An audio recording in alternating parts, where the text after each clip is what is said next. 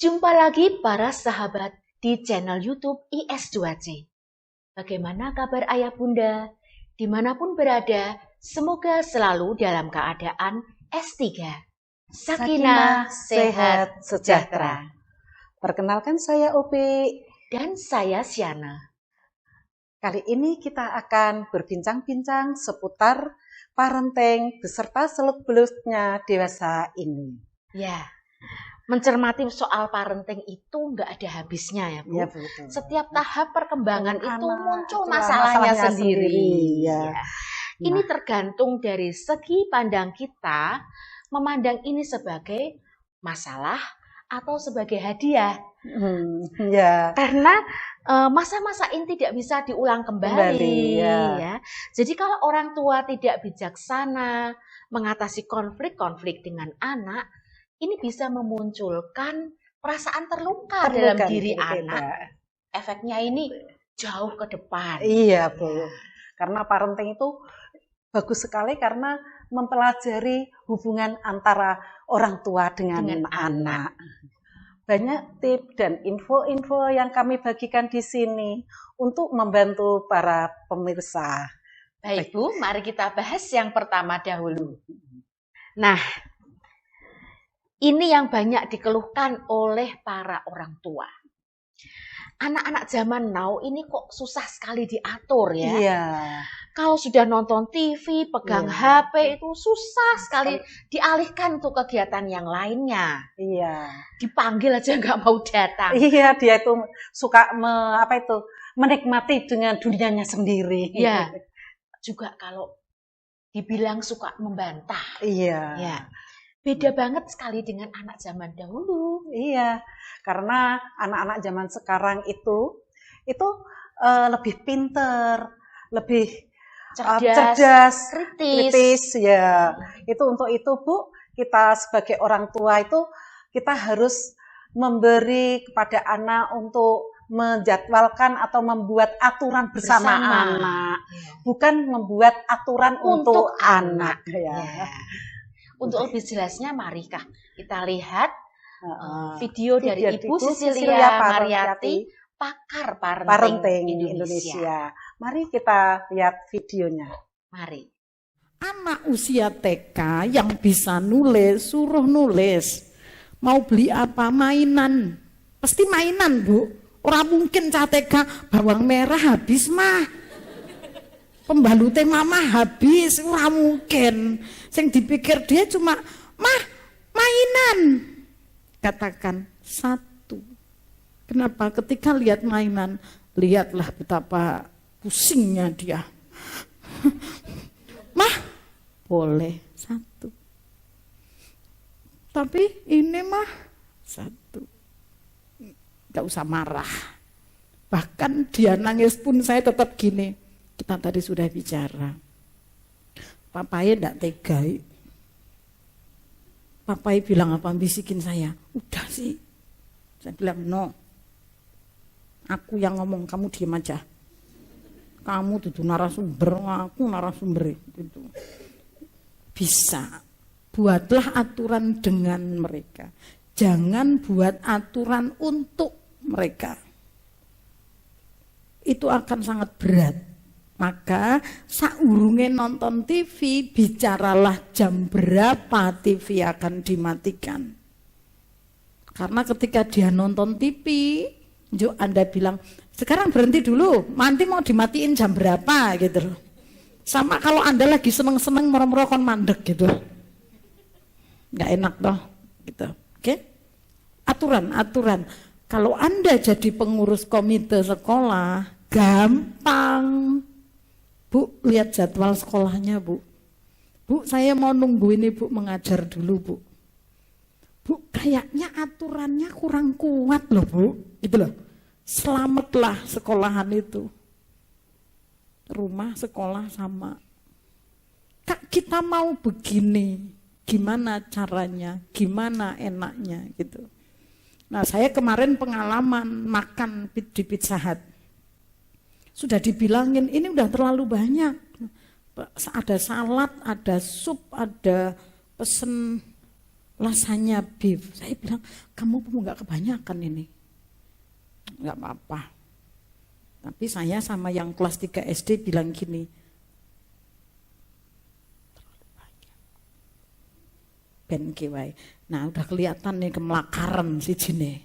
Lalu bilang, Dedek mau enggak? Enggak, aku makan ini aja. Saya cuma pesen kentang. Tiba-tiba si umur yang anak kelas 3 SD itu bilang gini, biar tanggung jawab. Untuk bangun itu saya sekitar 2 bulan. Tapi nanti kalau pulang ke rumah eyangnya, balik ke rumah lagi, nyentel lagi anduk wis ngene iki lho. Sut. Anduke ora megar. Tahu maksud saya? Le nyamperke itu memang disamperke tapi gini, sut. Melungker gitu. Aduh, datak dandani meneh. Saya bilang, pastikan anduk dijemur dengan baik. Lupa, maaf ya. Oke. Dulu untuk bikin kayak gitu ngamuk terus. Iya sih, sabar sih. Ngomong terus loh. Oke. Saya bilang, aku cuma ngomong satu kata, pastikan handuknya dijemur dengan baik. Fokus aturan. Kalau mereka sudah membuat, tugas kita sebenarnya hanya mengingatkan. Itu saja. Bu Sisil, kalau diingatkan nggak mau gimana? Pasti ada konsekuensinya. Maaf, tetap harus dimatikan. Kalau dia nangis, Mama keberatan kalau kamu terus nonton TV itu. Kita sudah sepakat. Kalau dia nangis jangan dipleroi. Karena TV dimatikan saja sudah sangat melukai hati. Ora sah ditambahi, sukanya kayak gitu, tadi udah sepakat malam, udah besok lagi TV-nya dibuang aja, biar dikasih tetangganya aja, sing tenan. Nanti sinetronnya gimana? Gitu ya, nggak usah ngancam-ngancam lah, biasa aja. Fokus pada permasalahan, nggak usah didawak-dawake. Wong iki mau perkara mateni TV kok tekan Abdul TV, sing jarene ning sekolahan nakal, sing jarene nek tangi turu ora gelem, enggak usah ngomongin itu. Fokus di apa yang akan kita bangun. Ini masalah kita, Bu. Karena kita juga capek kan. Masalah kita bukan soal ngurusin anak tok, tapi wis tetek bengek ngurusi mertua, ngurusi wong tua, ngurusi bos neng kantor sing juga rada riwil, sing tahapane lompat, dadine merkoro terus gitu bisa juga. Oke? Nah, begitu Bu.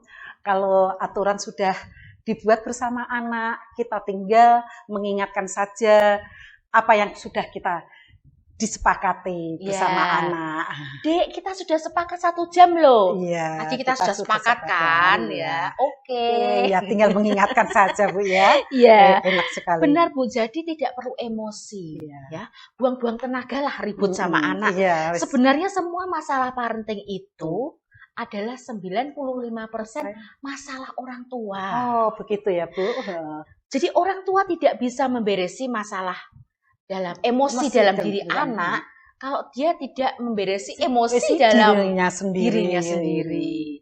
Untuk lebih jelasnya mari kita saksikan video dari Bapak Gobin Varsdev, ahli parenting dari Bali ini. Mari silahkan.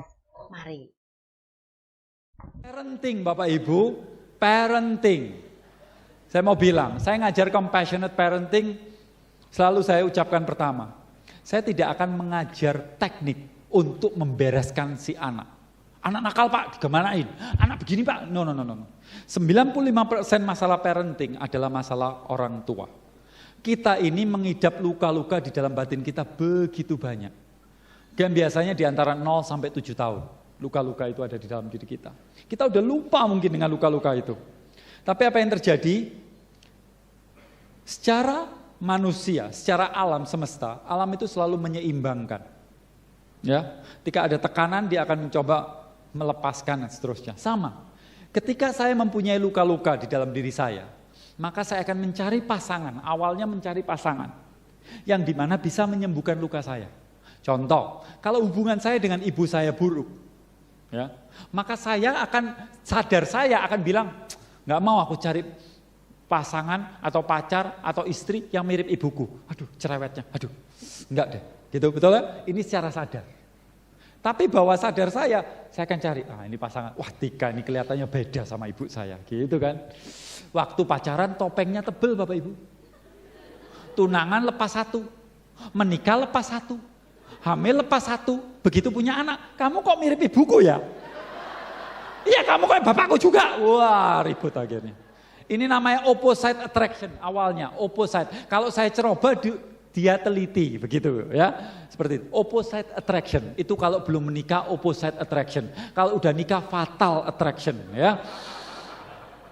Nah, apa yang saya mau bilang dalam kehidupan kita, bahwa kita mencari pasangan, tapi pasangan kita kan sudah besar, kapan kita kontrol. Begitu dia menyentuh luka kita, ingat ya, hampir tidak ada satu orang pun di dunia ini yang ketika kita sudah dewasa mampu menyakiti kita. Kalau saya punya luka di sini, luka saya diakibatkan 0-7 tahun kebanyakannya. Saya dipukul di sini, Pak, nggak masalah. Black, it's okay. Brock, no problem. Tapi ada yang jawil di sini, kamu menyakitiku. Bukan menyakiti, dia memberitahu di mana luka itu berada. Tapi kita kan ngomong sama istri saya, kamu jangan bikin aku marah ya. Jangan melakukan itu ya. Artinya apa? Saya punya luka. Kamu jangan megang luka. Bukannya kita menyembuhkan luka itu, kita memarahin orang-orang agar tidak ini. Lah kalau pasangan kita bisa atur, kita kontrol, maka apa yang terjadi? Anak kita ini loh.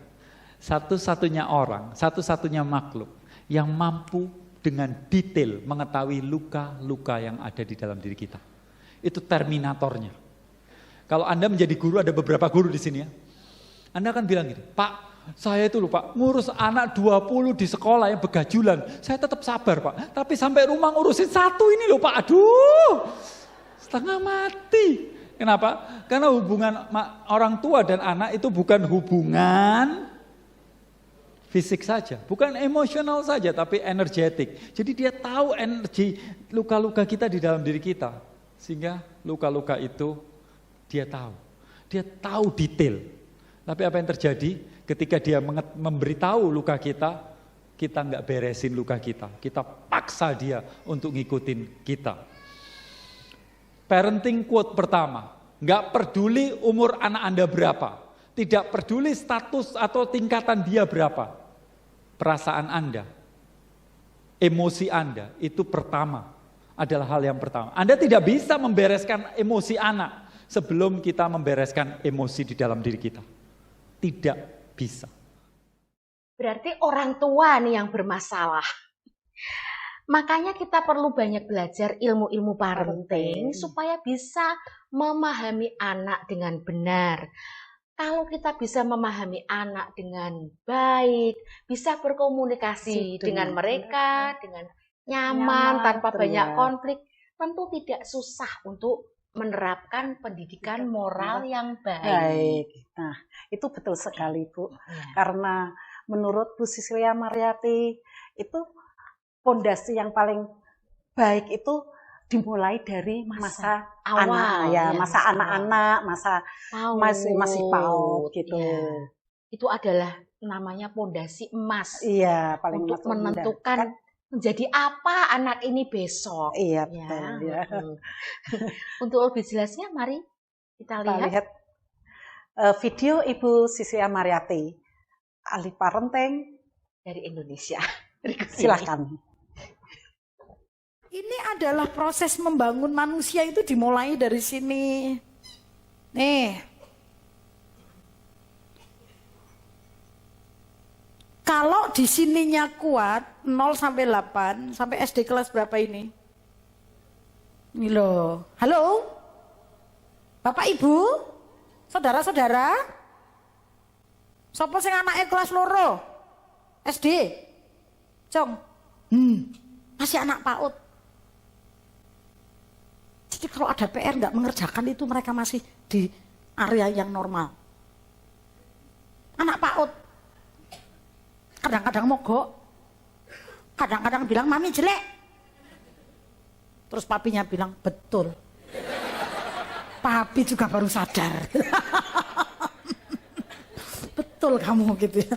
Jadi cuma undang-undangnya di Indonesia PAUD itu 0 sampai 6. Maka begitu lulus PAUD, lulus TK, habis itu masa PAUD-nya. Ya, dengan PR yang banyak, duduknya harus begini. Ini ngerampas kesempatan ini. Ya tapi kan sekolahannya kayak gitu Bu, ditambah lagi orang tuanya juga kayak gitu. Kalau nilainya nggak 100, ini kan gampang banget. Kamu udah dikasih tahu Mami tadi pagi, kok lupa lagi? Nih, siapa guru SD kelas 1, 2? Tuh, berdiri ya. Sekarang, tegak, lihat ke sana. Malah digebuki. Nih wajahnya para penegak keadilan. Bukan. Anda mau keadilan, orang tuanya nggak adil ya nggak bisa gitu. Jadi ini loh 0 sampai 8. Nek orang tua yang anaknya umur 8 tahun tahu ini, oh cara belajarnya seperti apa nanti kita lihat. Kesini tergantung ininya. Nah, kuliah, kerja, ngisi rumah dengan perabotan. Nek bahane ora ono ning kene, perabotane elek kabeh. Jelas ya sekarang bahwa anak-anak ini butuh penanganan khusus, anak-anak balita. Pada usia ini mereka baru senang-senangnya explore. Ya kan Bapak Ibu? Jadi mereka baru senang-senang main, lari ke sana kemari, pegang ini itu. Kadang menimbulkan kecemasan dalam diri orang tua. Iya. Jangan Dek, jangan. No. Kadang orang tua jadi tidak sabar dan cepat emosi untuk menghadapi anak-anak ya karena khawatirnya tadi ya Bu ya. Bagaimana? Apakah ada cara-cara khusus untuk orang tua ini supaya tidak mengalami yang seperti ini? Ada Bu.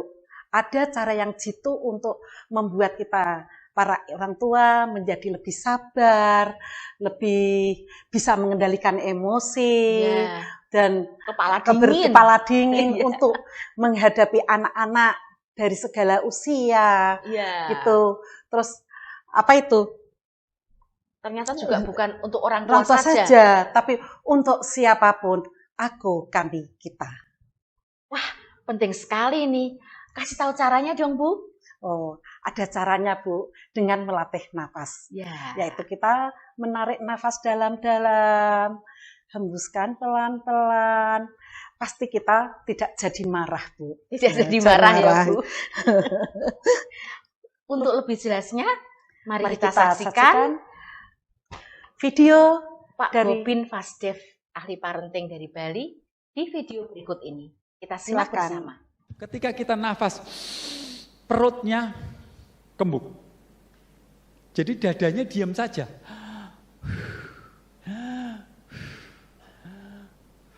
Gitu. Nah, ketika kita bernafasnya pakai dada, diafragmanya ketekan. Nah, paru-paru kita volumenya 6 liter. Ini ketekan di bagian sini nggak dapat udara. Banyak udara residu. Ketekan di sini, 30% diskon. Apalagi duduknya gini, nafasnya pendek-pendek. Kalau Anda ingin cepat marah, cepat cemas, gampang, nafasnya pendek-pendek. Sebentar aja pasti marah. Anda tahu siapa yang di sini masih jomblo? Jomblo. Nggak ada yang mau ngaku. Kalau mau cari pasangan kalau mau cari pasangan yang sabar, salah satu kriteria, nggak usah dilihat apa-apa. Coba dengarkan nafasnya sambil lihat stopwatch. Satu menit berapa kali nafas. Kalau rata-rata itu 16 sampai 24 ya. Kalau dia bisa sampai di bawah 16, 9 contohnya, langsung aman. Tapi biasanya jangan waktu pas pacaran pertama-tama, biasanya nafsunya besar ya, biasanya cepat gitu ya. Jadi udah agak santai lah ya. Nah, kenapa? Karena gini, otak kita ini kalau lagi stres, denyutnya cepat sekali. Dicek di EEG itu cepat. Lah otak ini terhubung dengan jantung. Kalau stres otomatis jantungnya dagduk, ya betul? Nah, otak kita ini terhubung dengan saraf yang nggak sadar. Kita kan susah mengendalikan. Betul, ada orang yang mampu mengendalikan kalau dilatih. Tapi secara umum kan kita nggak diajarin itu. Sehingga kalau santai, relax, mbahmu enak aja. Lah, jantung juga dikendalikan oleh otot tidak sadar kan? Saraf tidak sadar, buktinya ini santai, nggak bisa. Lah, tapi untungnya jantung ini terhubung dengan nafas. Lah, nafas kita dikendalikan dua saraf sadar dan tidak sadar. Bisa kita kendalikan, atau kalau kita lupa dia tetap jalan sendiri. Nah, kita bisa melatihnya. Sehingga ketika ada stimulus, ada rangsangan, ada apapun, ingat selalu nafas. Saya mau nantang Bapak Ibu, siapa yang bisa hadir di sini, dapat berapa deh, 5 juta, boleh 5 juta saya keluarkan. Siapa yang bisa marah-marah, tapi nafasnya panjang. Ayo sambil marah-marah, bisa nggak? Ayo saya tantang, nggak akan satu orang pun bisa. Jadi kalau mau sabar gampang, latih nafas. Ya kan? Jadi Anda datang sini bukan parenting aja, pulang. Lihat anak, nenek. Betul? Ini Anda lihat ya, low emotion itu. Jadi, kalau logikanya kita bisa menguasai nafas SEED atau slowly, evenly, effortlessly, deeply, atau pelan, rata, santai, dalam, kita bisa menguasai emosi. Kita tidak cepat marah dan tentunya kita lebih sehat. Iya, lebih sehat dan perlu latihan Bu itu. Betul sekali. Nah, itu ada Bu pelatihan hal tersebut. Yaitu ada di Kudus, Jawa Tengah, biasanya dinamakan pelatihan napas sehat. Untuk siapapun yang ingin berlatih napas sehat bisa menghubungi IS2C gratis. Banyak loh yang sudah ikut pelatihan napas sehat ini. Sudah 18 angkatan, lebih dari 400 peserta. Dan sudah banyak yang merasakan manfaatnya. Manfaat kesehatan tentunya ya Bu. Ya. Ini kita kembali ke parenting dulu ya Bu ya. Ini ada pertanyaan dari sahabat IS2C. Ini saya bacakan. Bagaimana orang tua bisa mendapatkan inspirasi dan wawasan dalam membesarkan si buah hati? Ayah dan bunda bisa pirsa video parenting di YouTube channel IS2C. Mulai dari parenting 1, parenting 2, parenting 3. Dan kita memeriksa secara lengkap agar kita mendapatkan ilmu-ilmu yang lebih lengkap. Ya, linknya ada di deskripsi. Tidak saja tentang parenting, tapi juga banyak info-info dan video yang bagus untuk membantu kita lebih S3. Sakinah, sehat, sejahtera. Ikuti saja YouTube channel IS2C, like dan subscribe supaya tidak ketinggalan info-info yang bagus dan menarik. Kami pamit undur diri. Saya Siana. Saya Upi. Sampai jumpa. Salam S3.